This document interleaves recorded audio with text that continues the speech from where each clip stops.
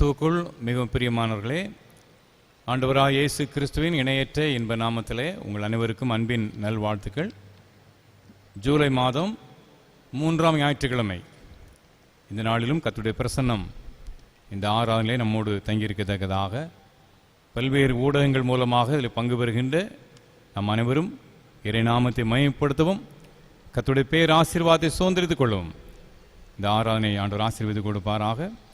ஆராதனைக்கு ஆரம்பமாக அருள் திரு தியாகராஜ ஐயா அவர்கள் ஆரம்ப ஜெபம் செய்வார்கள். ஜெபம் செய்வோம். பரிசுத்தமுள்ள தேவனாய கர்த்தாவே, இந்த அருமையான பரிசுத்தமான நாளுக்காக, ஓய்வு நாளுக்காக, மனமகிழ்ச்சி நாளுக்காக, மகிமையான நாளுக்காக மக்கள் நன்றி செலுத்துகிறோம். இந்த மகிமையான நாளிலே, இந்த மகிமையான ஆண்டவரே தொலைக்காட்சியின் மூலமாக ஆண்டவரே இந்த ஆராதனையிலே பங்கு பெற்று கொண்டிருக்கிற அருமையான பிள்ளைகளுக்காக ஜெபிக்கிறோம். எங்களுடைய அருமையான பிள்ளைகள் இந்த காட்சியை காணும் பொழுது, இந்த தொலைக்காட்சியின் மூலமாக இந்த ஆராதனையிலே பங்கு பெறும் பொழுது, இதில் படிக்கிற பாடல்கள், கொடுக்கிற செய்திகள், வசனங்கள் எல்லாம் எங்களுடைய பிள்ளைகளுக்கு ஆசீர்வாதமாக அமைய கிருபை தாரும். இந்த ஆராதனையை நீர் பொறுப்படுத்தி நடத்தும். இயேசு கிறிஸ்துவின் மூலமாக ஜெபிக்கிறோம் பிதாவே, ஆமென்.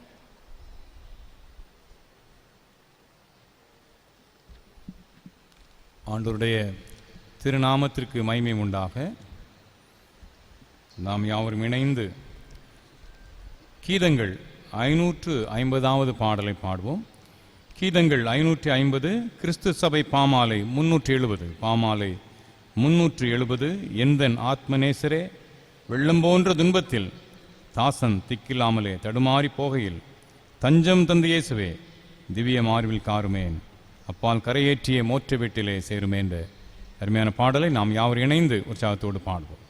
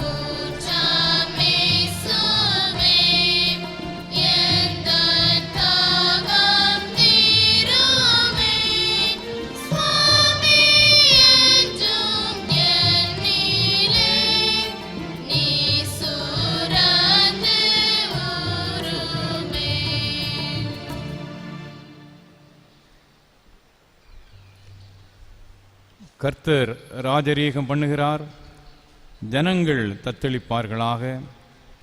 அவர் கேருபீன்களின் மத்தியில் வீற்றிருக்கிறார், பூமி அசைவதாக.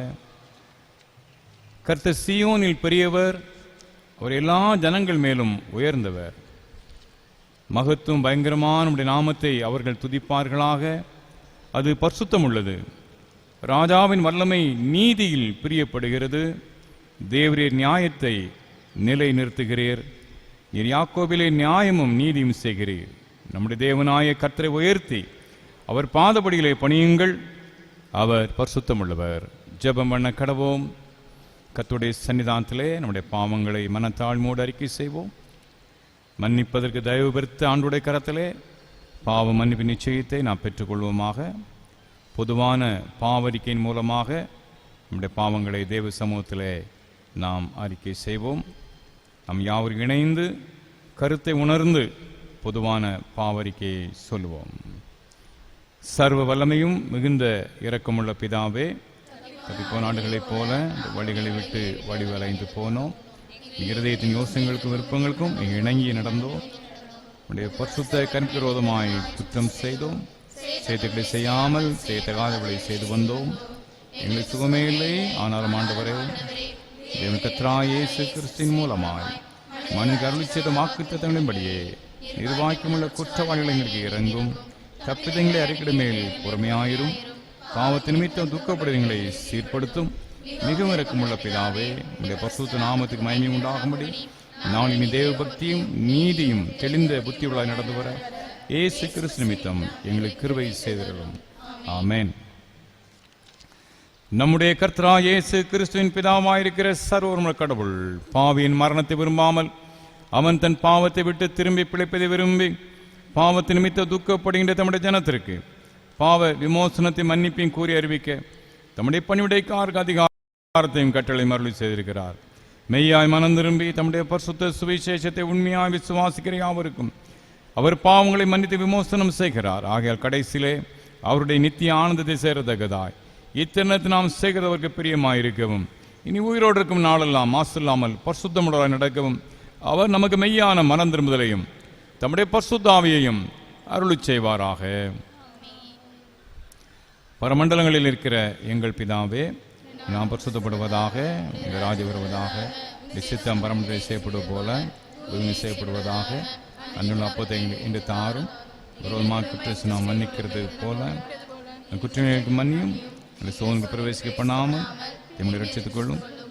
ராஜ்யம் வல்லமை மைமையும் இன்றைக்கு முடிவுகளை. ஆண்டவரே, எங்கள் உதடுகளை திறந்தருளும்.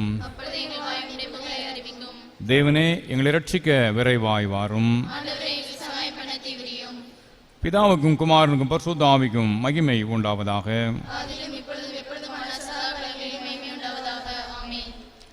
கர்த்தரை துதியுங்கள்.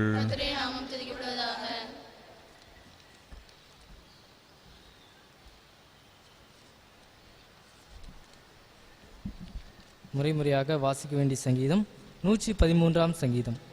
சங்கீதம் 113. அல்லேலூயா. கர்த்தருடைய ஊழியக்காரரை துதியுங்கள், கர்த்தருடைய நாமத்தை துதியுங்கள். சூரியன் உதிக்கும் திசை தொடங்கி அது அஸ்தமிக்கும் திசை மட்டும் கர்த்தருடைய நாமம் துதிக்கப்படுவதாக.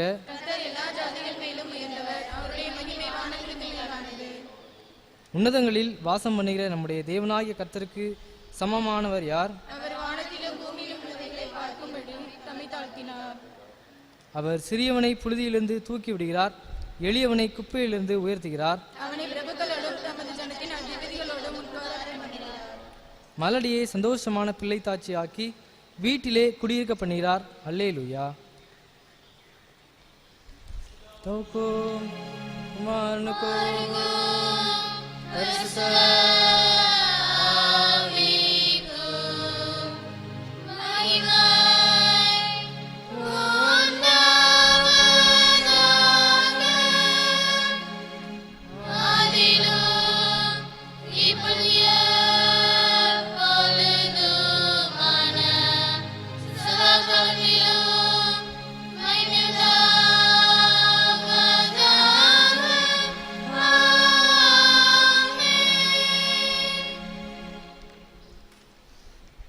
அன்பானவர்களே, அப்படி நம்ம அமர்ந்திருப்போம். தொடர்ந்து நம் இயேசு நல்லவர் என்ற அருமையான பாடல் ஜெபத்தோட்ட ஜெயகீதங்களிலே உள்ள பாடல். ஜெபத்தோட்ட ஜெயகீத பாடல் 146. 146வது பாடல். நம் இயேசு நல்லவர், ஒருபோதும் கைவிடார், ஒரு நாளும் விலகிடார்.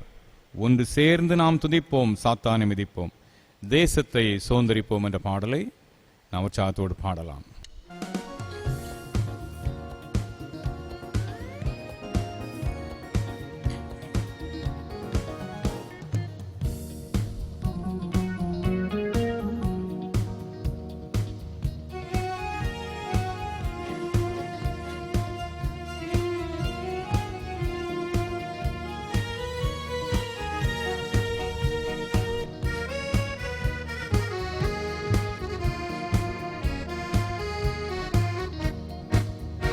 நம் இயேசு நல்லவர், ஒரு போதும் கைவிடா, ஒரு நாளும் விலகிடார். நம் இயேசு நல்லவர், ஒரு போதும் கைவிடார், ஒரு நாளும் விலகிடார். ஒன்று சேர்ந்து நாம் துதிப்போம், சாத்தானை மிதிப்போம், தேசத்தை சுதந்தரிப்போம். ஒன்று சேர்ந்து நாம் துதிப்போம், சாத்தானை மிதிப்போம், தேசத்தை சுதந்தரிப்போம். அதிசயமானவர் ஆறுதல் தருகிறார், அதிசயமானவர் ஆறுதல் தருகிறார். சர்வ வல்லவர், சர்வ வல்லவர் சமாதானம் தருகிறார், உனக்கு சமாதானம் தருகிறார். ஒன்று சேர்ந்து நாம் துதிப்போம், சாத்தானை மிதிப்போம், தேசத்தை சுதந்தரிப்போம். ஒன்று சேர்ந்து நாம் துதிப்போம், சாத்தானை மிதிப்போம், தேசத்தை சுதந்தரிப்போம். கண்ணீரை காண்கிறார், கதறலை கேட்கிறார், கண்ணீரை காண்கிறார், கதறலை கேட்கிறார். வேதனை அறிகிறார், வேதனை அறிகிறார், விடுதலை தருகிறார், இன்று விடுதலை தருகிறார். ஒன்று சேர்ந்து நாம் துதிப்போம், சாத்தானை மிதிப்போம், தேசத்தை சுதந்தரிப்போம். ஒன்று சேர்ந்து நாம் துதிப்போம், சாத்தானை மிதிப்போம், தேசத்தை சுதந்தரிப்போம். எதிர்காலம் நமக்குண்டு, எதற்குமே பயமில்லை. எதிர்காலம் நமக்குண்டு, எதற்குமே பயமில்லை. அதிகாரம் கையிலே, அதிகாரம் கையிலே, ஆளுவோம் தேசத்தை, நாம் ஆளுவோம் தேசத்தை. ஒன்று சேர்ந்து நாம் துதிப்போம், சாத்தானை மிதிப்போம், தேசத்தை சுதந்தரிப்போம். ஒன்று சேர்ந்து நாம் துதிப்போம், சாத்தானை மிதிப்போம், தேசத்தை சுதந்தரிப்போம். நொறுங்கொண்ட நெஞ்சமே நோக்கிடு இயேசுவை, நொறுங்கொண்ட நெஞ்சமே நோக்கிடு இயேசுவை. கூப்பிடு உண்மையாய், கூப்பிடு உண்மையாய், குறையெல்லாம் நீக்குவா, உன் குறையெல்லாம் நீக்குவா. ஒன்று சேர்ந்து நாம் துதிப்போம், சாத்தானை மிதிப்போம், தேசத்தை சுதந்தரிப்போம். ஒன்று சேர்ந்து நாம் துதிப்போம், சாத்தானை மிதிப்போம், தேசத்தை சுதந்தரிப்போம். நம் இயேசு நல்லவர், ஒரு போதும் கைவிடார், ஒரு நாளும் விலகிடார். நம் இயேசு நல்லவர், ஒரு போதும் கைவிடார், ஒரு நாளும் விலகிடார். தொடர்ந்து திருமறையில் இருந்து ஒரு பகுதி வாசிக்க கேட்போம். திருமறை பகுதி வாசிக்க கேட்கலாம்.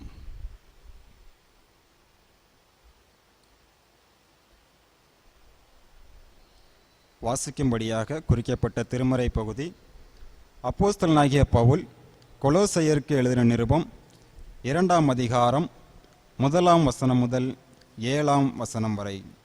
கொலோசேயர் 2ஆம் அதிகாரம் 1ஆம் வசனம் முதல்.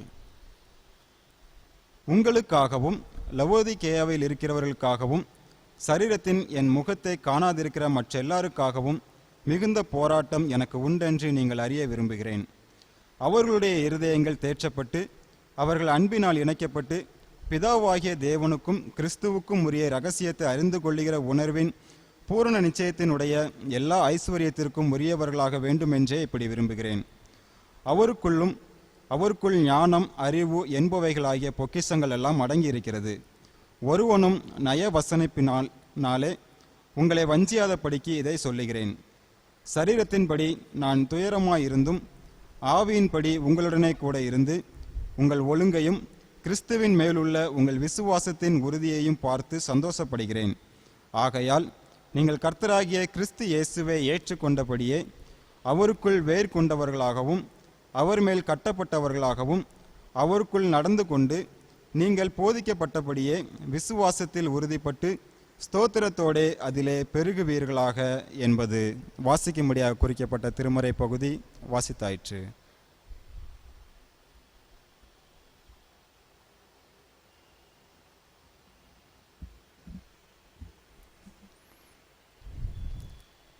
தொடர்ந்து ஒரு சிறப்பு பாடல் நாம் யாவரும் இணைந்து உற்சாகத்தோடு பாடலாம்.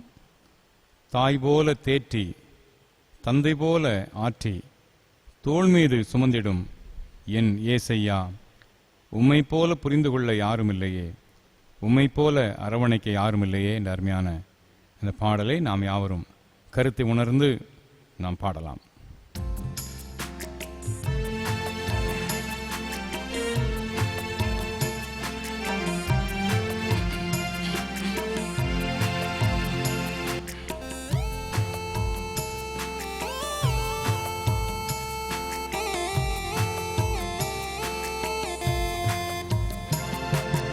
தாய் போல தேற்றி தந்தை போல ஆற்றி தோள் மீது சுமந்திடும் என் ஏசையா, தாய் போல தேற்றி தந்தை போல ஆற்றி தோள் மீது சுமந்திடும் என் ஏசையா, உம்மை போல புரிந்து கொள்ள யாருமில்லையே, உம்மை போல அரவணைக்க யாருமில்லையே, உம்மை போல புரிந்து கொள்ள யாரும் இல்லையே, உம்மை போல அரவணைக்க யாரும் இல்லையே, நீர் போதும் என் வாழ்விலே ஏசையா, நீர் போதும் என் வாழ்விலே.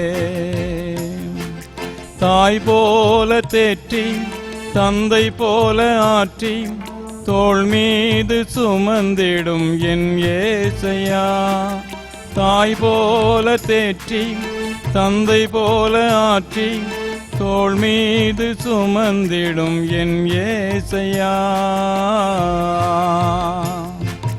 மலை போல துன்பம் என்னை சூழும் போது அதை பனி போல உருகிட செய்பவரே, மலை போல துன்பம் என்னை சூழும் போது அதை பனி போல உருகிட செய்பவரே, கண்மணி போல் என்னை காப்பவரே, உள்ளங்கையில் பொறிந்தென்னை நினைப்பவரே, கண்மணி போல் என்னை காப்பவரே, உள்ளங்கையில் பொறிந்தென்னை நினைப்பவரே, நீர் போதும் என் வாழ்விலே. ஏசையா நீர் போதும் என் வாழ்விலே. தாய் போல தேற்றி தந்தை போல ஆற்றி தோள் மீது சுமந்திடும் என் ஏசையா. தாய் போல தேற்றி தந்தை போல ஆற்றி தோள் மீது சுமந்திடும் என் ஏசையா. பலவீன நேரம் என் கிருபை உனக்கு போதும், உன் பலவீனத்தில் என் பல தருவேனென்றி. பலவீன நேரம் என் கிருபை உனக்கு போதும், உன் பலவீனத்தில் என் பலன் தருவேனென்றி. நிழல் போல என் வாழ்வில் வருபவரே, விலகாமல் துணை நின்று காப்பவரே. நிழல் போல என் வாழ்வில் வருபவரே, விலகாமல் துணை நின்று காப்பவரே, நீர் போதும் என் வாழ்விலே. ஏசையா நீர் போதும் என் வாழ்விலே. தாய் போல தேற்றி தந்தை போல ஆற்றி தோள் மீது சுமந்திடும் என் ஏசையா. தாய் போல தேற்றி தந்தை போல ஆற்றி தோள் மீது சுமந்திடும் என் ஏசையா. தாய் போல பாசம் தந்தை போல நேசம் ஒரு தோழன் போல புரிந்து கொண்ட என் ஏசையா. தாய் போல பாசம் தந்தை போல நேசம் ஒரு தோழன் போல புரிந்து கொண்ட என் ஏசையா. உம்மை போல புரிந்து கொண்டது யாரும் இல்லையே, உம்மை போல அரவணைப்பதும் யாரும் இல்லையே. உம்மை போல புரிந்து கொண்டது யாரும் இல்லையே, உம்மை போல அரவணைப்பதும் யாரும் இல்லையே. நீர் போதும் என் வாழ்விலே. ஏசையா நீர் போதும் என் வாழ்விலே.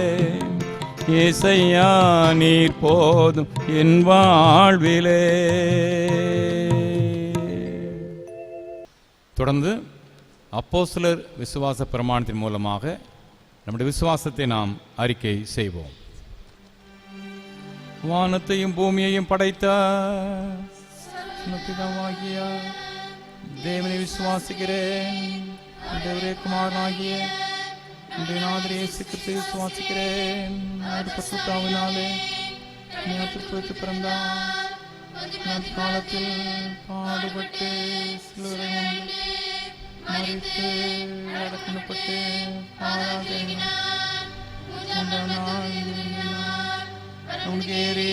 சொன்னபிதாவாகிய எங்களோடு வாசலித்திருக்கிறார். விசுவாசிக்கிறேன். ஐக்கியமும் பாவமன்னிப்பும் சரீரம் வைத்துள்ளது விசுவாசிக்கிறேன்.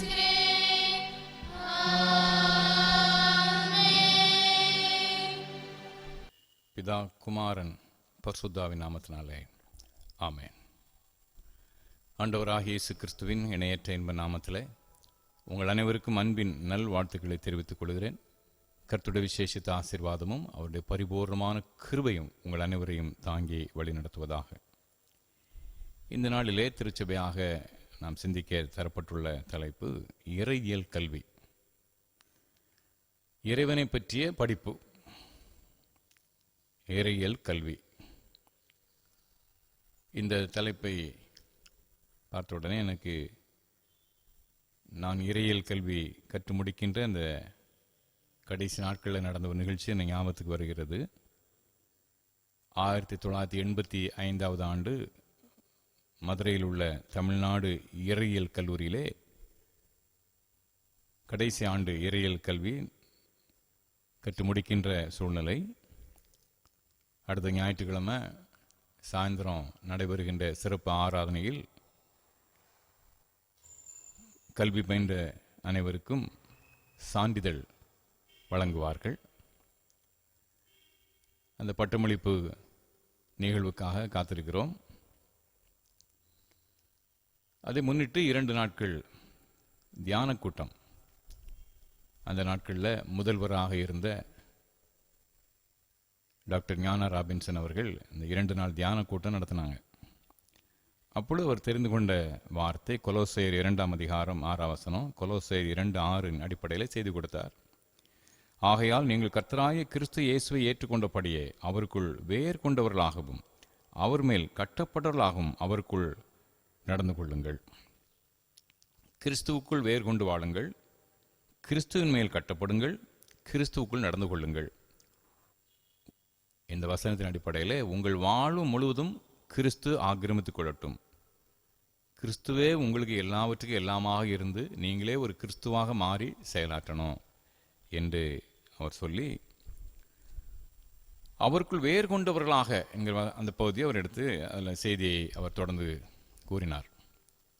கிறிஸ்துவுக்குள் வேர் கொண்டு, ஒரு மரமோ செடியோ கொடியோ வேர் கொண்டால் அது கனி கொடுக்கும். காய்களோ பழங்களோ பூக்களோ இல்லை கீரை வகைகளோ எந்த மரம் செடி கொடியானாலும் வேர் கொண்டா அது பலன் கொடுக்கும், கனி கொடுக்கும். அதுபோல கிறிஸ்துவுக்குள் வேர் கொண்ட நீங்கள் கனி கொடுக்கின்ற வாழ்க்கையை வாழ வேண்டும், அதுதான் அடிப்படை என்று அவர் சொல்லிக் கொடுத்தார். இது இறையியல் கல்வி கற்கின்ற குருமார்கள் மிஷினரிகளுக்கு மாத்திரம் அல்ல, எல்லா விசுவாசிக்கு உரியது. ஏன்னா கொலோசை நிருபத்தை அங்கே பவுலடியார் குருமாருக்கு எழுதல, மிஷினரிகளுக்கு எழுதல, அவர் சபைக்கு எழுதுறாரு. கொலோசை நிருபம் கொலோசை சபைக்கு எழுதப்பட்டது, விசுவாசிகளுக்கு எழுதப்பட்டது. எனவே இறையியல் கல்வி என்பது ஏதோ குருமாருக்கு உபதேசியாருக்கு மிஷினரிகளுக்கு உரியது என்பது அல்ல, எல்லாருக்கும் உரியது. எல்லாரும் வசனத்தை வாசிக்க வேண்டும், தியானிக்க வேண்டும், ஆழமாக கற்றுக்கொள்ள வேண்டும், அதன் அடிப்படையில் கனி கொடுக்க வேண்டும். இறையியல் கல்வியின் அங்கே முடிவு அந்த உச்சநிலை கனி கொடுத்தல், கனி கொடுக்கின்ற வாழ்க்கை. எனவே இந்த நாளில் என்னுடைய செய்தியை கனி கொடுத்தல் என்ற தலைப்பிலே நான் அமைத்துக் கொள்ள விரும்புகின்றேன். கனி நிறைந்த கனி கொடுக்கின்ற வாழ்வுக்கு நாம் செய்ய வேண்டியது என்ன? கனி கொடுக்கும் ஒரு வாழ்க்கை நாம் என்ன செய்யணும்? முதலாவது, மாய்மால கிறிஸ்தவத்தில் இருந்து வெளிப்படையான கிறிஸ்தவத்துக்கு நம்ம வரணும். மாய்மாலமான கிறிஸ்தவத்தில் இருந்து வெளிப்படையான கிறிஸ்தவனாக நம்ம மாறணும். பார்த்துக்கிடுங்க, மத்தேயு நற்செய்தி நூல் 21ஆம் அதிகாரத்தில் இந்த அத்திமரம் சபித்தல் என்ற அந்த நிகழ்ச்சி நடக்கும்.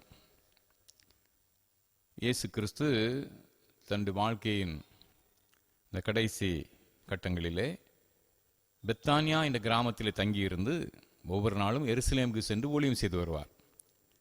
பெத்தானியாவில் லாசரு, மார்த்தாள், மரியாள் அவருடைய வீட்டில் தங்கியிருந்து பகல் முழுவதும் எருசலேமில் போய் ஊழியம் செய்வார். அவ்வாறு ஒரு நாள் அவர் அங்கே புறப்பட்டு வரும்போது வசனம் இவ்வாறு சொல்லுது, மத்தேயு 21:18, காலையிலே இயேசு நகரத்துக்கு திரும்பி வருகையில் அவருக்கு பசி உண்டாயிற்று. அப்பொழுது வழியருகே ஒரு அத்திமரத்தை கண்டு அதனிடத்தில் போய் அதிலே இலைகள் அன்றி வேறொன்றையும் காணாமல், இனி ஒரு காலும் உன்னிடத்திலே கனி உண்டாகாதிருக்க கடவுது என்றார். உடனே அத்திமரம் பட்டு போயிற்று. இந்த அத்திமரம் சபித்தல் நிகழ்ச்சி பொதுவாக லெந்து காலத்தில் உள்ள அந்த பெரிய வாரம் திங்கட்கிழமை நாம் தியானிப்போம். அத்திமரம் சபித்தல் நிகழ்வு. அத்திமரம் கனி இல்லை என்பதற்காக அதை சபிக்கின்ற அந்த நிகழ்வு உள்ள இயேசுடைய குணாதிசயத்துக்கு ஒரு முரண்பட்ட நிகழ்வு போல் நமக்கு காணப்படுகிறது. ஆனால் அதனுடைய அர்த்தம் என்ன? இந்த நிகழ்ச்சியை நடித்து காட்டப்பட்ட ஒரு ஓமை என்று அறிஞர்கள் குறிப்பிடுவார்கள். இது ஒரு சிறந்த ஆவிக்குரிய கருத்தை கொடுப்பதற்காக செய்யப்பட்ட ஒரு நிகழ்வு. பசியில் அங்கே பழம் இல்லையன்னு கோபத்தில் ஆண்டவர் செய்த ஒரு நிகழ்வு கிடையாது. இந்த அர்த்தம் அதை விட ஆழமானது. அத்திமரத்தினுடைய ஒரு குணாதிசயம் என்னன்னா, அதில் இலைகள் இருந்தால் கண்டிப்பாக முதிர்ந்த காய்களாவது இருக்குமா. இலைகள் இருந்தால் அத்திமரத்தை பொறுத்த மட்டும் பழங்கள், ஒரு சில பழங்கள் இருக்கலாம், பழங்கள் இல்லாவிட்டால் முதிர்ந்த காய்களாவது கண்டிப்பாக இருக்கும். அத்தி மரத்தோட ஒரு குணாதிசயம் அது. இந்த அத்தி மரத்தில் இலைகள் இருக்குது, கனிகள் இல்லை. உள்ள அதனுடைய காலத்தின் சூழ்நிலையிலே உள்ள திரளான கனிகள் இல்லாவிட்டாலும் ஒரு சில கனிகளாவது கண்டிப்பாக இருந்திருக்க வேண்டும். ஏன்னா அது காணப்பட்ட சூழ்நிலை அப்படி, இலைகளோடு உள்ள ஒரு அத்திமரம். ஆனால் காணப்பட்ட தோற்றம் ஒன்று, உள்ளான் நிலை மற்றொன்று. காணப்பட்ட தோற்றம் கனி இருப்பதை போன்ற தோற்றம், உள்ளான தோற்றம் கனி இல்லாத நிலை. எனவே ஆண்டவர் அந்த மாய்மாலத்தை சபிக்கின்றார். மாய்மாலமான வாழ்க்கை அவராலே சபிக்கப்படுகின்றது. நீங்க பார்த்தீங்கன்னா மத்தேயு எழுதின சுவிசேஷம் 23ஆம் அதிகாரத்தை பிறகு நீங்க இந்த ஆராதனை முடிந்த பிற்பாடு நீங்க வாசித்து பாருங்க. மத்தேயு 23ஆம் அதிகாரம் மாய்மாலமான வேதபாரகரை குறித்து அங்கு வரிசையா ஆண்டவர் பேசுறார். ஐயோ ஐயோ ஐயோ என்று மீண்டும் மீண்டும் உரைக்கிறார். யாரை பற்றி? மாய்மாலமான வேதபாரகரை குறித்து. மாய்மாலமான வாழ்க்கை ஆண்டவராலே அதிகமாக கண்டிக்கப்படுகிறது. வேதத்தில் இயேசு கிறிஸ்து எந்த இடத்துலையும் பொய் சொல்லுபவனே உனக்கு ஐயோ, களவு செய்பவனே உனக்கு ஐயோ, வேசியே உனக்கு ஐயோ, வரி வசூல் செய்பவனே உனக்கு ஐயோ அப்படிலாம் ஆண்டவர் ஒரு இடத்துலையும் சொல்லலை. ஆண்டவர் மாய்மாலக்காரனே ஐயோ அப்படிங்கிறார். மாய்மாலத்தை பொறுத்த மட்டிலே ஆண்டவராலே அது அதிகமாக கண்டிக்கப்படுகிறது. மாய்மாலம் ரொம்ப ஆபத்தானது என்பதை ஆண்டவர் உணர்கின்றார். ஒரு சொற்பொழிவில் கேட்ட ஒரு வாக்கியம் என்னை ரொம்ப கவர்ந்தது. சொற்பொழிவாளர் என்ன சொன்னார் அப்படின்னா, பக்தி இல்லை எனில் தனி மனிதனுக்கு நஷ்டம். பக்தி இல்லை எனில் தனி மனிதனுக்கு நஷ்டம். பக்தனுக்கு ஒழுக்கம் இல்லை எனில் எத்தனை பேருக்கு கஷ்டம். பக்தனுக்கு ஒழுக்கம் இல்லை எனில் எத்தனை பேருக்கு கஷ்டம். ஒரு அழகான வார்த்தை இல்லையா? நாம் பொதுவாக சொல்லுவோம், அவன் குடிக்காரன், கோயிலுக்கே வரமாட்டான் அப்படின்னு நம்ம சிலர் சொல்லிடுவோம் இல்லையா? ஆமாம், கோயிலுக்கே வரமாட்டான்யா குடிக்காரன். ரொம்ப சாதாரணமாக ஒரு சிலர் நாம் இப்படி சொல்லிடுவோம். ஆனால் அதில் யாருக்கு நஷ்டம்? அந்த மனுஷனுக்கு நஷ்டம். அவனுக்கு மட்டும்தான் நஷ்டம். ஒருவேளை கொஞ்சம் அவனால் வீணான செலவால் குடும்பமும் கொஞ்சம் பாதிக்கப்படும், அவ்வளவுதான், அதோடு முடிஞ்சது. பக்தி இல்லை எனில் தனி மனிதனுக்கு நஷ்டம். ஆனால் பக்தனுக்கு ஒழுக்கம் இல்லை என்றால் எத்தனை பேருக்கு கஷ்டம். இன்னொரு மனுஷன் இருக்கிறான், பக்தி உள்ளவனாக அவன் காட்சியளிக்கிறான், தேவாலயத்தில் ஒழுங்காக வருகிறான், தேவாலயத்தில் முக்கியமான பொறுப்புகளும் இருக்கிறான், பார்ப்பதற்கு நல்ல ஒரு மனிதனாக நல்ல ஒரு பக்தனாக காட்சியளிக்கிறான். ஆனால் அவனுடைய வாழ்க்கையிலே எல்லா சீரழிவான காரியம் இருக்குது, அத்தனை கேடுபாடான குணாதிசயங்கள் இருக்குது, எந்த ஒழுக்கமும் கிடையாது, எந்த உண்மையும் கிடையாது, தவறான ஒரு வாழ்க்கை முறை. பக்தனாக காட்சியளிக்கிறான், தேவாலயங்களிலே முக்கியமான பொறுப்புகளில் இருக்கிறான், ஆனால் அவன் வாழ்வில் எந்த உண்மையும் இல்லை, ஒழுக்கமும் இல்லை. அது யாரை பாதிக்குது? நிறைய பேர் பாதிக்குது. தனி மனிதனுடைய அங்கே குறைபாடு அவனுக்கு மட்டும்தான். பக்தி இல்லை என்றால் தனி மனிதனுக்கு நஷ்டம், அவ்வளவுதான், அவன் மட்டும்தான் பாதிக்கப்படுறான். ஆனால் பக்தனுக்கு ஒழுக்கம் இல்லை என்றால் எத்தனை பேருக்கு கஷ்டம். தவறான ஒரு மாய்மாலமான வாழ்க்கை முறைக்குள்ள ஒருத்தன் வசிக்கும் போது அவனால எத்தனை பேர் பாதிக்கப்படுறாங்க. அன்பார்ந்த சகோதர சகோதரி, ஆண்டவர் கண்டிப்பது நோக்கம் அதுதான். பாவிகளை பார்த்து என்ன சொல்றாரு? வருத்தப்பட்டு பார சுமப்பொருளை எல்லாரும் என்னண்டே வாருங்கள், நான் உங்களை இளைப்பாறுதல் தருவேன். பாவிகள் அன்போடு அழைக்கிறார், வாங்க, நான் இளைப்பாறுதல் தாரேன், நான் உங்களை ரட்சிப்பை கொடுக்கிறேன். இல்லையா? பாவிகள் யாரையும் அவர் புறம்பே தள்ளவே இல்லை, பாவிகளுக்கு ஐயோ என்று சொல்லவே இல்லை. ஆனால் மாய்மாலக்காரர்களை ஐயோ ஐயோ என்று மீண்டும் மீண்டும் உரைப்பதை மத்தேயு 23ஆம் அதிகாரத்தில் வாசிக்கிறோம். அன்பார்ந்த சகோதர சகோதரிகளே, கனி கொடுத்தல் என்று வாழ்வு, கனி கொடுத்தலாகிய நிறைவாழ்வு நாம் வாழ வேண்டும் என்றால் முதலாவதாக மாய்மால கிறிஸ்தவத்தில் இருந்து வெளிப்படையான ஒரு கிறிஸ்தவனாக நாம் வாழ நாம் அழைக்கப்படுகின்றோம். ஒன்று. இரண்டாவதாக மேலோட்டமான கிறிஸ்தவத்தில் இருந்து ஆழமான கிறிஸ்தவனாக வாழ அழைக்கப்படுறோம். மேலோட்டமான கிறிஸ்தவத்தில் இருந்து ஆழமான கிறிஸ்தவனாக வாழ அழைக்கப்படுறோம். வேத வசனத்தை நாம் ஆழமாக கற்று உணர்ந்து கொள்ள அழைக்கப்படுறோம். வேத வசனத்தை எல்லாரும் பயன்படுத்துகிறாங்க. வேத வசனம் எல்லாராலும் பயன்படுத்தப்படுது. அது இருபுறமும் கருக்குள்ள பட்டயம் என்று பைபிளை சொல்லும். இயேசுவை சோதித்து சாத்தானும் பைபிள் வசனத்தை பயன்படுத்துகிறான். நம்முடைய நாட்டின் பழமொழி சொல்வார்கள் அல்லவா, சாத்தான் வேதம் ஓதுகிறது என்று சொல்வார்கள் அல்லவா. அதுபோல் ஆண்டவரை சோதித்த பிசாசே வசனத்தை பயன்படுத்துகிறான் பாருங்க. இயேசுடைய சோதனை நிகழ்ச்சி அது மத்தேயு 4ஆம் அதிகாரத்தில் வாசிக்கிறோம், லூக்காவிலையும் நம்ம வாசிக்கிறோம். அப்போ முதலாவது பிசாசு கல்லை அப்பமாக்கும்படி சொல்கிறான். எதை வச்சு சொல்கிறான்னா, மோசே வானத்திலிருந்து மன்னாவை கொடுத்தார்.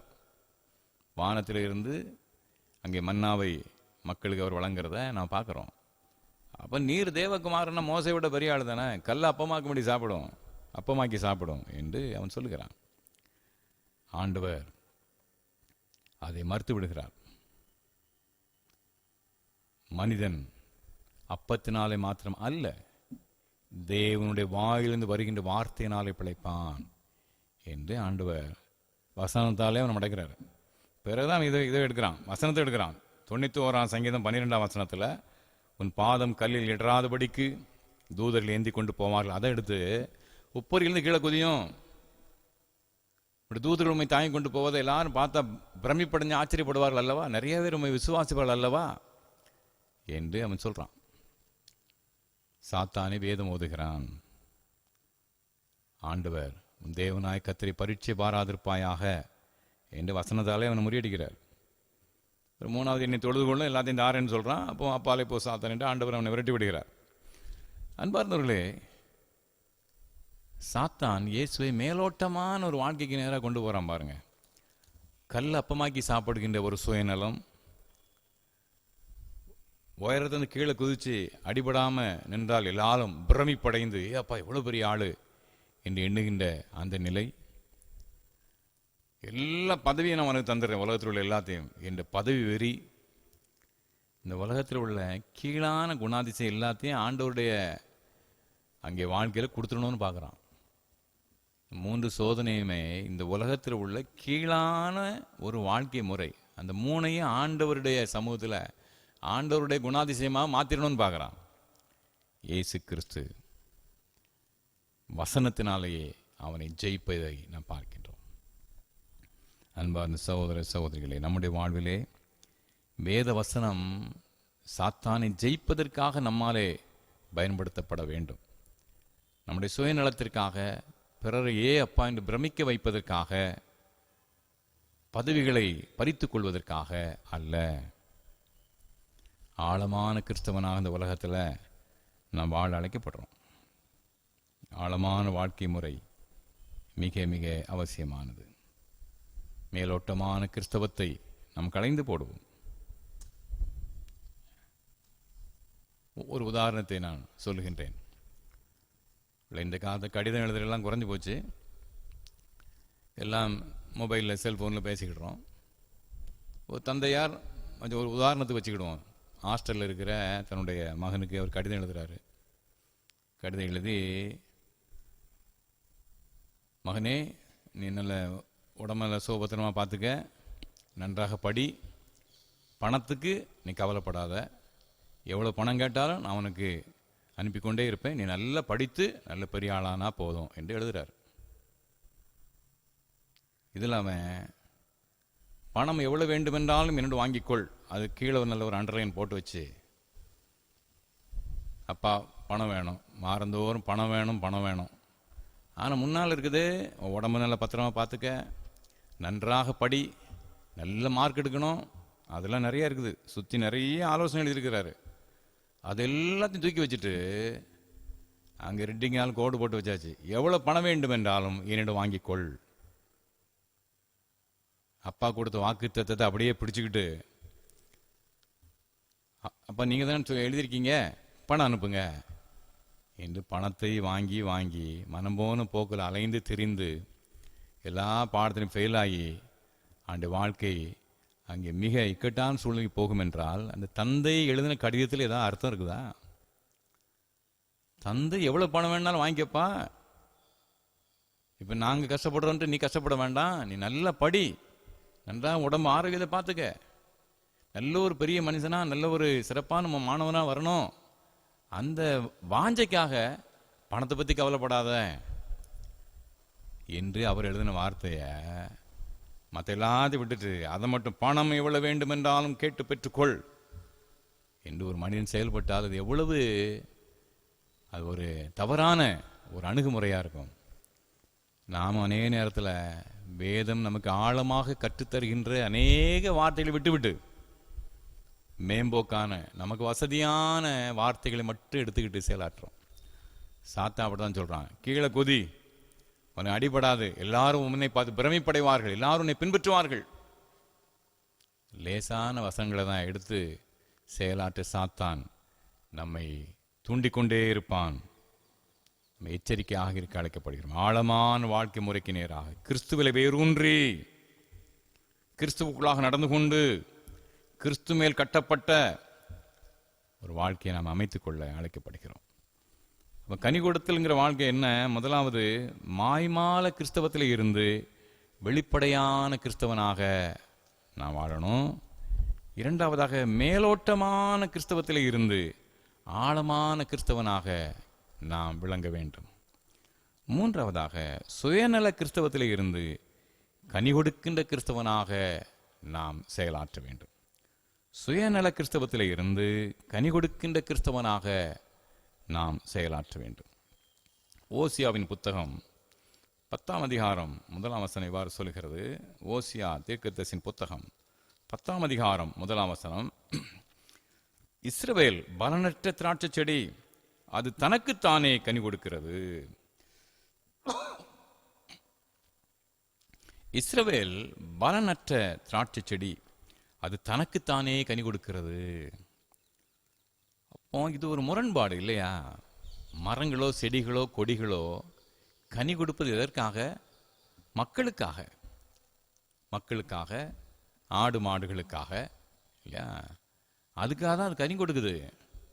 தனக்குத்தானே தானே அனுபவிக்க மரம் செடி கொடி கனி கொடுக்கும் என்றால் அது ஒரு முரண்பாடு. அப்படி இருக்க முடியாது இல்லையா?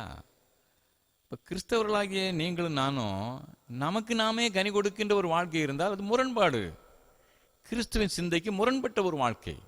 அதனால தான் ஆண்டவர் அழகாக சொல்லுவார், யோவான் 15ஆம் அதிகாரம் 8ஆம் வசனத்தில், நீங்கள் கனி கொடுப்பதனாலே, நீங்கள் கனி கொடுக்கின்றபடியினாலே பிதாவை மகிமைப்படுத்துவீர்கள், என்னுடைய சீடர்களாகவும் இருப்பீர்கள். மிகுதியாக நாம் கனி கொடுக்கும்போது பிதாவை மகிமைப்படுத்துகிறோம், இயேசுவின் சீடர்களாக இருக்கிறோம். வேறு வழியே கிடையாது. பிதாவை மகிமைப்படுத்தவும் இயேசுவின் நல்ல சீடர்களாக விளங்கவும் நமக்கு இருக்கின்ற ஒரே வழிமுறை மிகுதியாக கனி கொடுப்பது. ஆபிரகாமுடைய வரலாற்றிலிருந்து இந்த அவருடைய பெயர் மாற்ற ஒன்று நடக்கும் பார்த்துக்கிடுங்க. ஆதியாகமம் 17ஆம் அதிகாரம் 4ஆம் 5ஆம் வசனங்களில் ஆபிரகாமுடைய பெயரை ஆண்டவர் மாற்றி விடுவார்.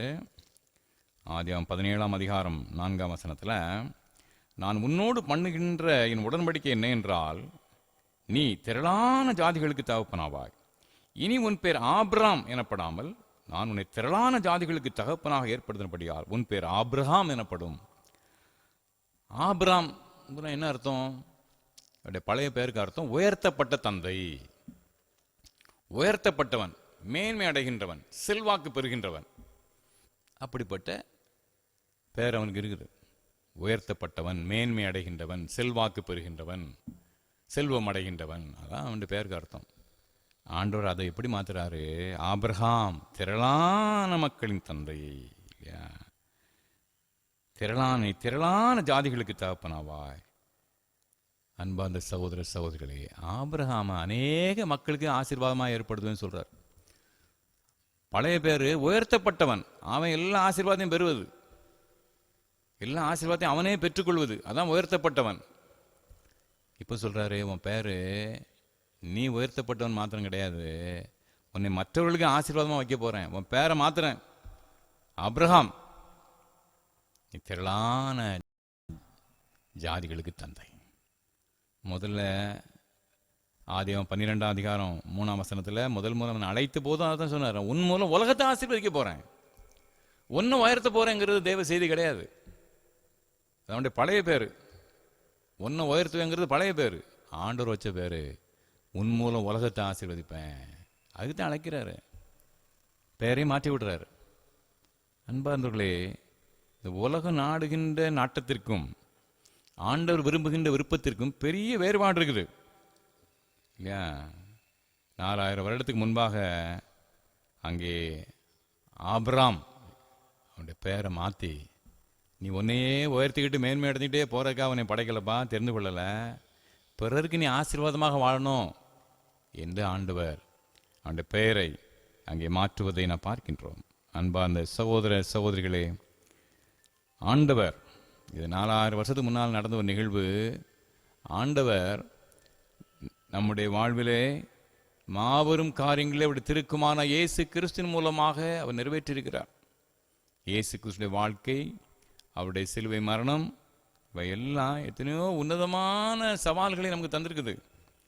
இன்னும் இந்த ஆபிரகாமுடைய அந்த ஒரு தரத்துக்கு கூட நம்ம வராட்டினா என்ன அர்த்தம்? தன்னைத்தான் உயர்த்து கொண்டே செல்கின்ற ஆபிரகாம் பிறருக்கு ஆசீர்வாதமாக வாழ அந்த வாழ்க்கையை அர்ப்பணிக்கிறான். அன்பாக ஒரு உதாரணம் மாத்திரம் சொல்லி முடிக்கிறேன். கிட்டத்தட்ட ஒரு 60 ஆண்டுகளுக்கு முன்பாக நம்முடைய பகுதிகளிலே, குறிப்பாக திருநெல்வேலி, தூத்துக்குடி, இந்த தென் தமிழகத்திலே நிறைய ஜெப எழுப்புதல்கள் உண்டானது. நிறைய ஜெப எழுப்புதல்கள், நிறைய குழு குழுவாக கூடி ஜெபம் பண்ணாங்க. அது முக்கியமாக அவங்க கேட்ட கேள்வி, இயேசு உனக்காக மரித்தாரே, அவருக்காக நீ என்ன செய்தாய்? அதான் அதில் முக்கியமான கேள்வி. இவங்க எல்லாரும் பிரசங்கமாராக பல்வேறு கிராமங்களில் வந்து அவங்க ஊழியம் செய்வாங்க. நான் அநேக செய்திகளை நான் கேட்டிருக்கிறேன். அதன் மூலமாகத்தான், அந்த ஜெபக்குழுக்கள் மூலமாக தான் நண்பர் சுவிசேஷ ஜெபக்குழு, இந்திய அர்ப்பணி ஐக்கியம், பிளஸோ, இப்படி அநேக மிஷினரி இயக்கங்கள் ஆரம்பித்தது. அப்புறம் அதிலிருந்து மற்ற டிரான்ஸ்வர் ரேடியோ, விஸ்வவாணி, ஜெம்ஸ், இப்படி மற்ற அநேக மிஷினரி இயக்கங்கள் அப்புறம் அது தொடர்ந்து அங்கே உருவானது. இது எல்லாத்துக்கும் அடிப்படை என்னன்னாக்கி, இயேசு உனக்காக மரித்தார், நீ அவருக்காக என்ன செய்தாய்? இதான் அவங்களுடைய கேள்வியாக இருக்கும். பார்த்துக்கிடுங்க. உனக்காக நான் மரித்தேன், எனக்காக என்ன செய்தாய்? அந்த பாடல்லாம் அதில் இணைந்து பாடப்படும். ஆண்டவர் உனக்காக மரித்தார், நீ அவருக்கு என்ன செய்தாய்? இந்த கேள்வி தான் கேட்டாங்க. பார்த்துக்கிடுங்க. நிறைய கிராமங்களில் நல்ல எழுப்புதல் உண்டாகி உற்சாகத்தோடு கொடுத்தாங்க. போ அல்லது அனுப்புங்கிற அந்த தத்துவத்தில் அங்கே அடைமொழியெல்லாம் அவர்கள் அதிகமாக பயன்படுத்தினார்கள். அதுக்கு முன்னால் இந்திய மிஷனரி சங்கம் என்ற IMS என்ற ஒரு அமைப்பு மாத்திரம் அந்த ஊழியத்தை செய்துட்டு இருந்தாங்க. பிற்பாடு நிறைய மிஷனரி இயக்கங்கள் உருவானது. கர்த்தருக்கு ஸ்தோத்திரம். ஆனால் அதே காலகட்டத்தில் கிட்டத்தட்ட இன்னொரு இறையியல் சிந்தனை உருவாச்சு. பார்த்துக்கிடுங்க. அது என்னன்னா, நம்முடைய ஆண்டவர் மனதுருக்கமுள்ள ஆண்டவர், நீ என்ன கேட்டாலும் தருவார். நம்முடைய ஆண்டவர் மனதுருக்கமுள்ள ஆண்டவர், அன்பு நிறைந்த ஆண்டவர், நமக்காக ரத்தத்தை சிந்தியவர், நீ என்ன கேட்டாலும் தருவார். மக்களுக்கு இது ரெண்டுல எது பிடிக்கும்னு நினைக்கீங்க? இயேசு உனக்காக மரித்தார், நீ அவருக்காக என்ன செய்தாய் என்று கேட்கிற செய்தி பிடிக்குமா? இயேசு உனக்காக மரித்தார், உனக்காக ரத்தத்தையே சிந்திட்டாரு, நீ என்ன கேட்டாலும் தருவார் என்று சொல்ற பிரசங்கம் பிடிக்குமா மக்களுக்கு? 2வது பிரசங்கம் தான் பிடிக்கும். கடவுள்கிட்ட என்ன கேட்டாலும் கிடைக்கும் இந்த பிரசங்கம் தான் மக்களுக்கு அதிகமாக பிடிக்கும். அன்பாக அந்த ஒரு சூழ்நிலைக்கு சில குறிப்பிட்ட இறையியல் சிந்தனை கொண்டவர்கள் உருவாக்கி விட்டாங்க. ஒரு 40-50 ஆண்டு காலமாக ஆண்டவர் நீ என்ன கேட்டாலும் தருவார் இந்த சிந்தையை உருவாக்கி விட்டாங்க. இப்போ அப்படிப்பட்ட ஊழியம் செய்கிறவங்களே, ஐயோ நாம இவங்களை எப்படியோ தப்பா திசை திருப்பி விட்டோமே, நீங்கள் சுயநல கிறிஸ்தவராக இருக்கிறீர்கள், சுயநல கிறிஸ்தவராக இருக்கிறீர்கள் என்று இப்போ அந்த அப்படிப்பட்ட பிரசங்கம் பண்ணவங்களே, அதாவது நீ என்ன கேட்டாலும் தருவார்னு பிரசங்கம் பண்ணாங்க பார்த்தீங்களா, அவங்க இப்போ என்ன சொல்கிறாங்க, நீங்கள் சுயநல கிறிஸ்தவராகி விட்டீர்கள், சுயநல கிறிஸ்தவராகி விட்டீர்கள் என்று இப்போ அங்கே கதறி கூப்பாடு போடுகிறார்கள். என்ன பிரயோஜனம்? மக்களுடைய மனநிலை தான் மாற்றி விட்டாச்சே இல்லையா? சீடர்கள் கேட்பாங்க, பார்த்துக்கிடுங்க. மத்திய எழுதின சுவிசேஷம் 19 அதிகாரம் 27 வசனம், மத்திய 19:27. சீடர்கள் கேட்பாங்க, ஆண்டவரே எல்லாத்தையும் விட்டுமே பின்பற்றி வந்தோமே, எங்களுக்கு என்ன கிடைக்கும், எங்களுக்கு என்ன கிடைக்கும்னு கேட்பாங்க. மத்திய 19:27. அதே சூழ்நிலைக்கு மக்களை ஏற்பாடு செய்து விட்டாச்சு. சுவிசேஷ இயக்கங்கள் அழகா மக்களை அவங்க ஷேப் பண்ணியிருந்தாங்க. நல்ல ஒரு இறையில் சிந்தனைக்கு நேராக கொண்டு வந்திருந்தாங்க, கனி கொடுக்கின்ற சிந்தனை கொண்டு வந்திருந்தாங்க. ஆண்டவர் உங்களுக்காக மரித்தாரே, நீங்கள் அவருக்காக என்ன செய்கிறீங்க? நீங்கள் மிஷினரியாக போங்க, மிஷினரிகளை அனுப்புங்க, எளிய மக்கள் மீது கரிசனை உடலாக இருங்கள், உதவி செய்யுங்கள். அதை அழகாக பதிச்சுக்கிட்டு இருந்தாங்க. ஆனால் இந்த சுகமளிக்கின்ற அப்படிப்பட்ட சிந்தை கொண்ட ஊழியக்காரன் வந்தாங்க. எப்படி ஆரம்பித்தார்கள்? ஆண்டவர் நீ என்ன கேட்டாலும் கிடைக்கும், உனக்காக ரத்தத்தையே கொடுத்தாரு, வேற எதைத்தான் தரமாட்டாரு, என்ன கேட்டாலும் தருவார். சீடர்கள் கேட்டாங்க பார்த்தீங்களா, எங்களுக்கு என்ன கிடைக்கும்? அந்த சிந்தையை உருவாக்கி விட்டார்கள். அன்பார்கள், இன்றைக்கு சுயநல கிறிஸ்தவன் ஆயிட்டீங்க என்று சொல்லி என்ன பிரயோஜனம்? மக்கள் மனநிலை அப்படி திசை திருப்பி விட்டாச்சு. ஆண்டவர்னாலே பக்தினாலே ஏதாவது கிடைக்குமா என்று பார்க்கின்ற மனநிலை. அன்பார்களே, பிற சமயங்கள் அதுதானே. புண்ணிய ஸ்தலங்களுடைய நோக்கம் என்ன? ஏதாவது கிடைக்குமா? அதான் புண்ணிய ஸ்தலங்களுடைய நோக்கம். பிற சமயங்களுடைய அடிப்படை தத்துவமே அதுதான். கிறிஸ்துவம் அதற்கு மாறுபட்டது. சிலுவையை எடுத்துக்கொண்டு பின்பற்று. நீங்கள் இந்த உலகத்துக்காக என்ன செய்ய, உலக மக்களுடைய நல்வாழ்வுக்காக என்ன செய்றீங்க? தேவ ராஜ்யத்தை தேடுங்கள். கிறிஸ்துவம் இந்த உலகத்தின் மதத்தின்படி அல்ல, முற்றிலுமாக வித்தியாசமான சிந்தைக்கு நேராக கொண்டு செல்வது. இது ஆங்காங்கே 1-2 வசனங்களை பொறுக்கி எடுத்துக்கிட்டு கேட்கறலாம் கிடைக்கும். இந்த தகப்பன் கடிதம் எழுதின உதாரணம் சொன்னேன் பார்த்தீங்களா, அதுதான். நல்லா படிக்கணும்ப்பா, நல்ல குணாதிசயம் உள்ளவனாக இருக்கணும், நல்ல பேர் வாங்கணும், நல்ல ஆரோக்கியமாயிரு, எல்லாத்தையும் எழுதிட்டு எப்போ பணம் வேணாலும் கேளு, அப்பா அனுப்பி வைக்கிறேன், அந்த ஒன்றை மாத்திரம் கூட போட்டு எப்போ பணம் வேணாலும் பணம் கேளுன்னா, அப்போ நாம் தவறான இறையியல் சிந்தனையில் இருக்கிறோம். அன்பார்ந்த சகோதர சகோதரிகளே, நம்முடைய வாழ்க்கையில் கனி கொடுக்கின்ற சிந்தை அவசியமான. அப்போ கனி கொடுக்கின்ற ஒரு வாழ்வுக்கு நாம் செய்ய வேண்டியது என்ன? முதலாவது மாய்மால கிறிஸ்தவத்தில் இருந்து வெளிப்படையான ஒரு கிறிஸ்தவனாக நாம் வாழணும், ஒன்று. இரண்டாவது, மேலோட்டமான கிறிஸ்தவத்தில் இருந்து ஆழமான கிறிஸ்தவனாக வாழ எப்போது நாம் பிரயாசப்படணும். மூன்றாவது, சுயநல கிறிஸ்தவத்தில் இருந்து கனி கொடுக்கின்ற பிறர் நல கிறிஸ்தவனாக நம்ம வாழணும். ஆண்டு அதைத்தான் நம்மகிட்ட எதிர்பார்க்கிறார். அந்த சிந்தை இருக்கும்போது நம்முடைய காரியத்தை அவர் பார்த்துக்கிடுவார். தேவராஜ்யத்தை தேடி எல்லாத்தையும் நான் பார்த்துக்கிட்டுறேன்ப்பா, உணவு, உடை, உறைவிடம், ஆரோக்கியம் எல்லாம் நான் பார்த்துக்கிட்டுறேன், நான் பெரிய கவலையப்படாத, நீ நான் சொல்றதை செய். அதுதான் ஆண்டவர் நம்மிடம் எதிர்பார்க்கிறார். கனி கொடுக்கின்ற, ஆண்டவரை மகிமைப்படுத்துகின்ற நல்ல இறை மக்களாக இந்த உலகத்திலே நான் வாழ்ந்து இறை நாமத்தை மகிமைப்படுத்த கர்த்தர் தாமே நம் அருள் புரிவாராக. ஆமேன், ஆமேன். அன்பார்ந்தவர்களே, நம்மை நாம் அர்ப்பணிப்பதின் அடையாளமாக நித்திய ஜீவன் பாடல்களிலே இருந்து ஒரு பாடல், இந்த பாடல் புத்தகம் உள்ளவர்கள் எடுத்து வைத்துக் கொள்ளலாம். நித்திய ஜீவன் பாடல்களில் 2342 உன்னத பாடல்கள், அந்த பாட்டு புத்தகத்தில் 3166 கனியே, கர்த்தர் விரும்பும் மதுர கனியே என்ற அந்த பழைய பாடல், ஆவியின் கனி அனைத்தையும் இணைத்து பாடுகின்ற ஒரு சிறப்பான ஒரு பாடல். நாம் எல்லாரும் பல முறை கேட்டிருப்போம். இணைந்து உற்சாகத்தோடு இந்த பாடலை நாம் பாடுவோம்.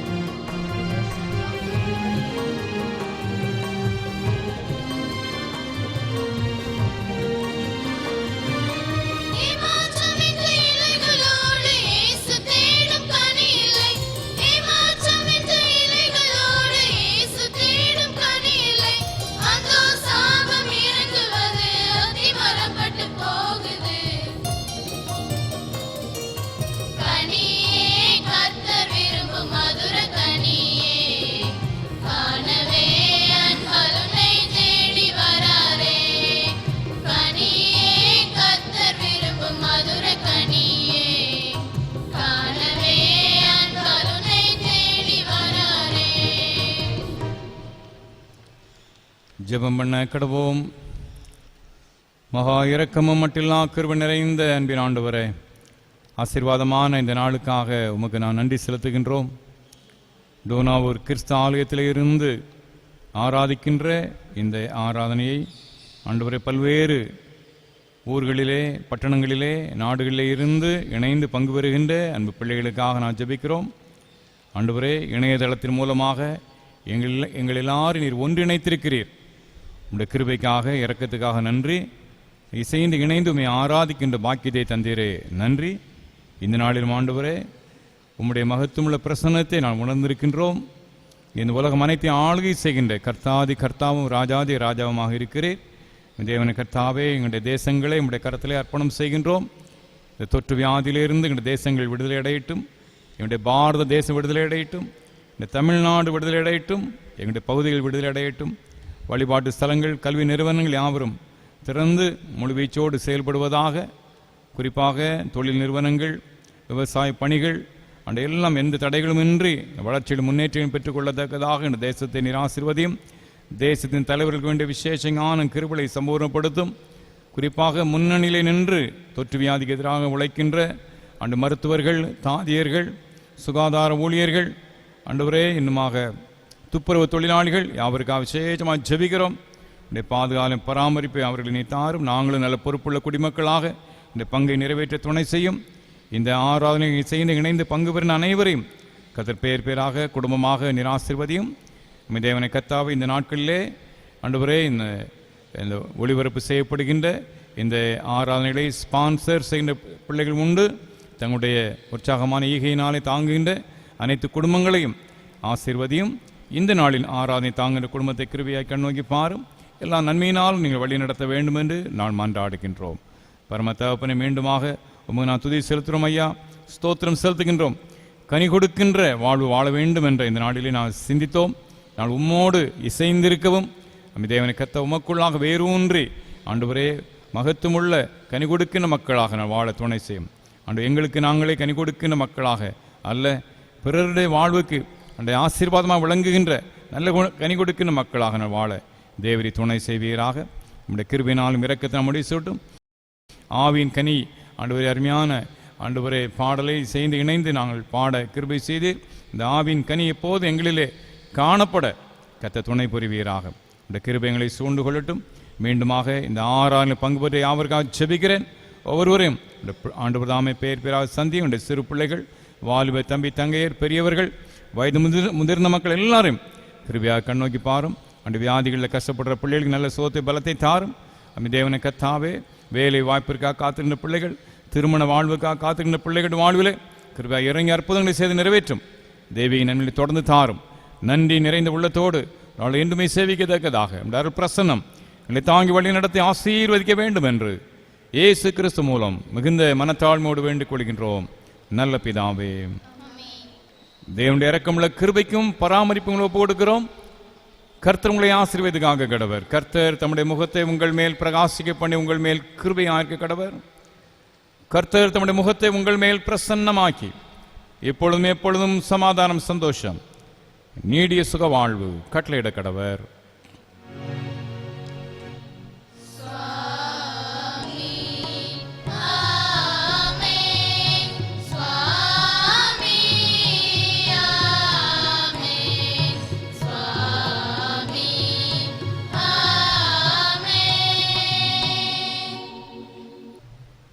ஜெபம் செய்வோம். எங்கள் கண்மலை, எங்கள் மீட்பெருமாய கர்த்தாவே, எங்கள் வாயின் வார்த்தைகளும் இதயத்தின் தியானமும் எப்பொழுதும் உம்முடைய பரிசுத்த சன்னிதானத்திலே பிரீதியாயிருப்பதாக. கர்த்தர் உங்களோடு இருப்பாராக. ஆண்டு உங்களை ஆசீர்வதிப்பாராக. யாவர் நன்றி. God bless you.